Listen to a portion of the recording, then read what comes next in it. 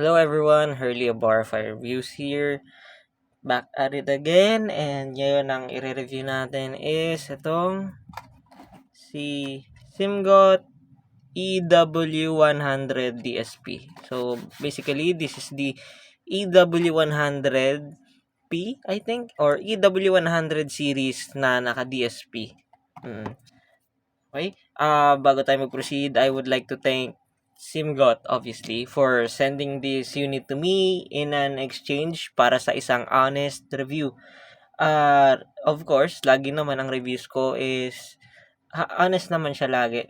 No doubt in that, regardless ng kung ano mang ipa-review nila. And in a way, never akong nabayaran ng any monetary something regarding sa mga reviews ko. And I'd like to keep it that way din kasi after all, this is just a hobby for me. Not really a business or something. Okay? So, bale, again, proceed tayo. Si EW100 DSP is a DSP version ng EW100P. Therefore, may sarili siyang DAC.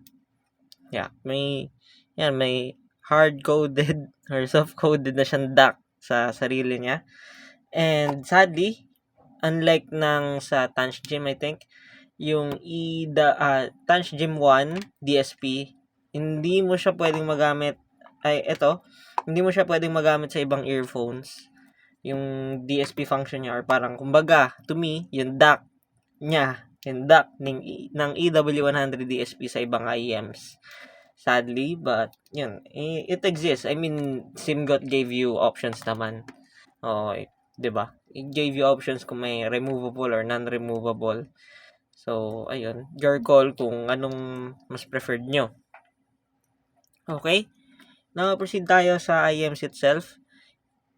Yan. Yung IEMS itself is maliit lang. Maliit sa tenga, magaan. Or probably dahil kasi din malaki yung tenga ko.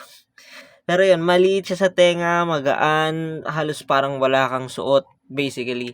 And snug yung fit sa tenga ko despite being malaki yung tenga ko. Pero yun nga, hindi siya removable. So, there's that. You have to keep that in mind. Yung cable naman niya, ay, ito pala, may mic siya. Yan, as you can see. Diba? Yung cable pala, you need to remember na hindi nga siya removable. Again, for the end time. Therefore, konting ingat, kumbaga. Konting ingat sa paggamit, lalo na pag lumalabas. Although, I do think this is meant for IEMs na, ay sa phones na walang 3.5 jack. Medyo nag-focus sila dito sa version na to sa modernity, kumbaga. Kasi alam naman natin na most phones, unti-unti na, lalo na sa mga mid-range phones, wala nang 3.5 jack. So, ayun, the only way para makapakinig ka ng wired is you go with a Type-C. Naka-Type-C na siya. However,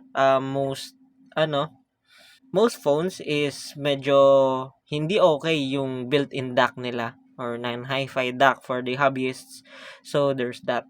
So, ayun, yung naisip ni Simgot is gumawa ng DSP version or yung naglagay sila mismo ng sarili nilang DAC for the EW100. By the way, hindi ito kasama, itong adapter na to. This is a magnetic charger. Magnetic adapter na I had for quite some time now and it works well kasi ayun, nakakabit siya sa dock. Just, yan, magmamagnet lang siya automatic and poof. Diba? It basically works like that naman. Medyo lobat lang yung phone ko, but it does work. See, nagkulay blue siya. Dali lang siya tanggalin, madali dumikit. Okay? Now we have settled that. Yung inclusion sa box is katulad lang din naman ng EW200 na meron ako. Except na lang sa cable, hindi siya removable, pero ayun, same sets ng ear tips. Bale, same. I would have liked or I would have asked na magkaroon man lang sana sila ng pouch na isama for this one, but ayun, walang pouch or anything like carrying case or something sa unit ko. Okay? Kaya, ayun. need nyo siya ng extra alaga if you're using this as a daily or daily commute. Kasi I do think na ito yung meant siya na gawin as a daily commute or for commutes or daily usage na IEM, kasi sobrang unintrusive niya sa, hindi siya intrusive sa mga daily na ginagawa mo na okay, you need to use this DAC, ganto ganyan, you need to use this setup, ganto ganyan, just to sound good. This is already good, just plug and play mo lang. Okay? In terms of drivability, hindi naman siya sobrang hirap. Yeah, hindi siya sobrang hirap i-drive in the sense na yun, plug and play nga lang siya with the DAC na gagamitin mo lang right away. Pero napansin ko na pag naka-DAC siya, kailangan mo ng at least 50 to 60% to my ears at least para mag-sound good or maging sound alive siya. So, probably it's a case-to-case basis. Probably sa setup ko lang siya. So, or sa unit ko lang. So, depende yun sa depende yun sa makakarating sa inyo if you ever had the chance to try this one. Okay? Yan, punta na tayo sa sound. Huwag na tayo magpaligoy-ligoy pa. This sounds like yung craze ngayon sa chi-fi or sa audiophile industry na fairly balanced or kumbaga Harman neutral. Ayan. Neutral kuno, pero to me it's a U-shaped sounding. U-shaped Harman sounding na medyo naglilinto sa warm to cater most tracks or pop tracks, usually yung mga kinikater ng gantong sound signature. Pero I assure na most genres is maganda dito sa EW 100 DSP sa presyo niya. I do think ang presyo nito is under $30 if tama yung pagkakatanda ko. Okay? And as you can see, kahit na hindi ako nagbabasa ng FR graphs, ayun yung graph niya.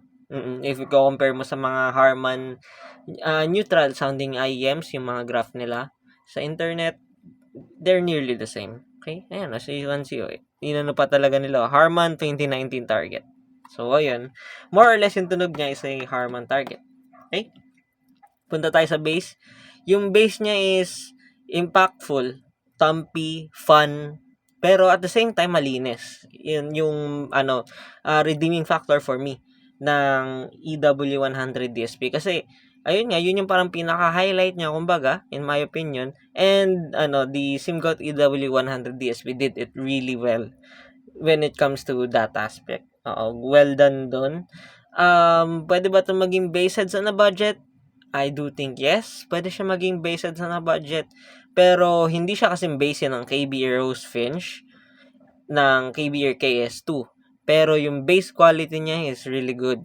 And at the same time, bassy pa rin, elevated talaga. Okay? Punta tayo sa mids. Yung mids niya is the usual Harman, it is mildly recessed pero open. So hindi gaano halata yung recession unless na lang sanay ka sa forward mids, tas parang nagpalit ka nito right away, mapapansin mo. Pero most of the time, unless na lang i-AB comparison mo, hindi mo siya mahalata talaga at all. Maganda yung mids niya for me, despite me being nagto-towards yung preferences ko sa mid-forward sounding. So there's that. Lower mids is alright. I do say close to transparent in my opinion. Walang dagdag na kahit ano, walang dagdag bawas. Yun, as is where is for its price. Punta tayo sa upper mids. Yung upper mids niya, andun naman yung presence, mildly elevated of course. Nandun yung clarity, air, and sparkle. But at the same time, hindi siya fatiguing or wala siyang sibilance or anything peaks na ganito ganyan. Pero andun, which is a good sign na well-tuned itong SIMGOT EW100 DSP. Very recommendable siya, lalo na sa mga phones na walang 3.5 millimeter jack, or like let's say ayaw mo magdala ng dongle pagkalabas ng bahay mo, and gusto mo lang nakadirekta sa phone yung earphone mo, then ayun, magagamit mo siya right away. Okay, punta tayo sa treble. Yung treble niya is I'd say naturally. Yan, medyo controversial yung term na yan, naturally organic, pero ayun, wala siyang extension na sobra, wala siyang parang wow factor, kumbaga. Ayun, tama lang, sakto yung niya, yung extension niya, sakto yung elevation, sakto yung air and sparkle, wala namang kulang. if i-compare siya sa EW200, mas extended sa upper frequencies. Yung EW200 making things bright, while ito is actually, yun nga, U-shape na leaning sa warm, which is a favorable sound signature for most ears, lalo na sa mga casual listeners, di ba? Okay? Move tayo sa technical performance. As for the technical performance, I do think sa presyo niya, it's all right. Hindi naman sa nothing to write home about siya, pero hindi siya underwhelming, unlike ng Kiwi Ears Cadenza sa presyo niya. Pero ayun, kung isipin mo yung price niya, the price itself is, I think, sakto lang. Sakto lang sa price. It is good. Good enough for its price. Okay? Yung soundstage niya is, it's there. Ando naman, wider than deep, pero hindi siya super wide. As parang lang, your usual IEM na, ayun, wider than deep, may konting height, may konting depth. Tapos, yung layering and separation niya is okay for its price. Hindi mo mapapansin na may congestion unless na lang talaga super busy ng track na nilagay mo na yung parang mga pang brutal, heavy death metal, ganito ganyan. Yun, probably doon mapapansin mo. Pero most of the time, on pop tracks, wala siyang problem doon. Oo. Or even yung mga J-pop, K-pop tracks, wala namang problem doon. Okay? Yung layering and imaging, imaging. Yung imaging niya is precise, very good yung yung positioning. Bali yung parang mahihimay-himay mo kumbaga yung position ng singer, ng instruments. With a little bit of imagination, of course. And ginagamit ko to usually pag nagko-competitive gaming like Call of Duty Mobile, yes, or League of Legends. Ano pa ba? Yung mga first person shooter games na like for example Valorant. Okay naman siya. Oo. Wala namang something na okay, hindi okay to for games ganto ganyan. Oo, it is serviceable, walang something na parang may magic or may boost or anything like that. I don't believe in that din kasi, pero ayun, if like usapan nare-render ba niya yung footsteps ng maayos, nare-render ba niya yung boses, yung sound effects ng maayos, yes, oo, nare-render naman niya. Walang something extraordinary or underwhelming doon. Okay? Move na tayo sa comparisons. This will be quick kasi ang nandito sa akin mostly is yung I'd say my benchmark IEMs under $100. So, ayun. At saka nga din, it would be very unfair na i-compare kasi ang mura lang nitong IEM na to for its sound, okay? So, ito yung first natin. It's the Heidi's MS1 Galaxy. Under $20. Okay? When compared, mas V-shaped itong si MS1 Galaxy. And ayun, let's say sabihin natin mas okay yung fit niya sa tenga ko in the sense na yung fit niya is medyo mas malaki ng kaunti compared sa EW100 DSP, pero ayun, your mileage may vary of course. Pero silang base-oriented. Mas base-oriented to. Mas makapal yung base na to. Pero mas malinis yung base ng EW100 DSP. While maintaining the fun factor, kumbaga. Okay? Yung mids nitong MS1 is mas lubog compared sa EW100 DSP. Ito talaga clear. I like the mids of the EW100 DSP. Okay? Yung treble nito, I do think mas unrefined yung treble nito, pero very forgivable sa price. Since itong MS1 is around under $20. Pero ayun nga, in terms of organic, pagiging organic or natural, I have to give it to the EW100 DSP.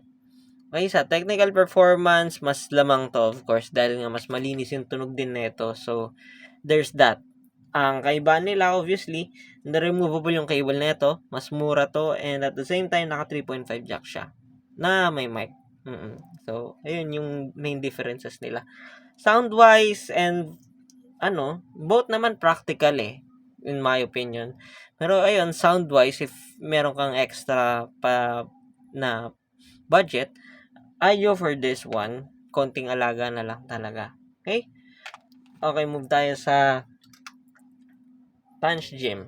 Tanch Gym 1. Bale, ito yung personal budget favorite ko as of now. Sobrang ganda lang talaga ng tunog nito for its price. Tapos, removable na din kasi yung cable niya. 2-pin. 2-pin removable cable. 'Di ba? So, maraming possibilities. Meron din tong DSP version na removable din yung cable. 'Di ba? For 1,390 pesos, I think. So, ayun.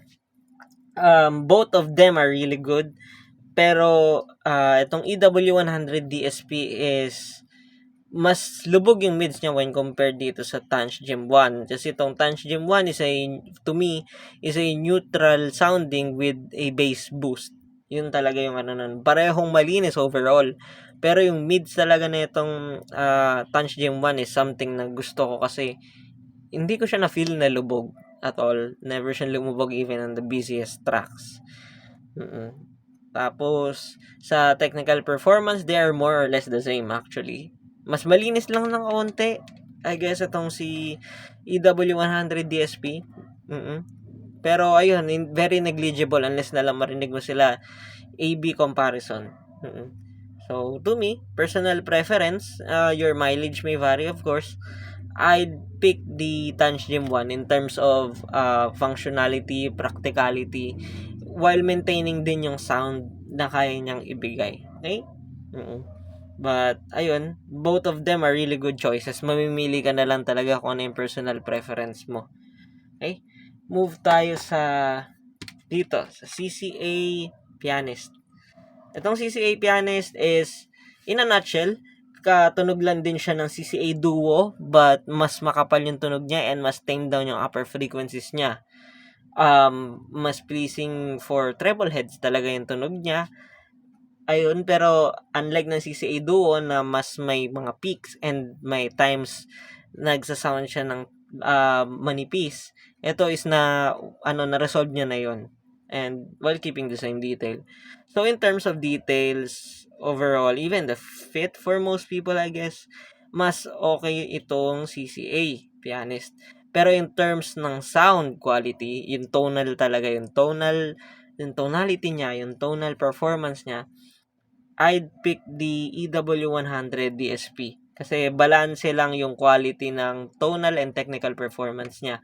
Unlike this one, the CCA Pianist na mas, I do think in favor siya ng technical performance kasi bright sounding siya na ma-detail yung treble and maganda yung technical performance.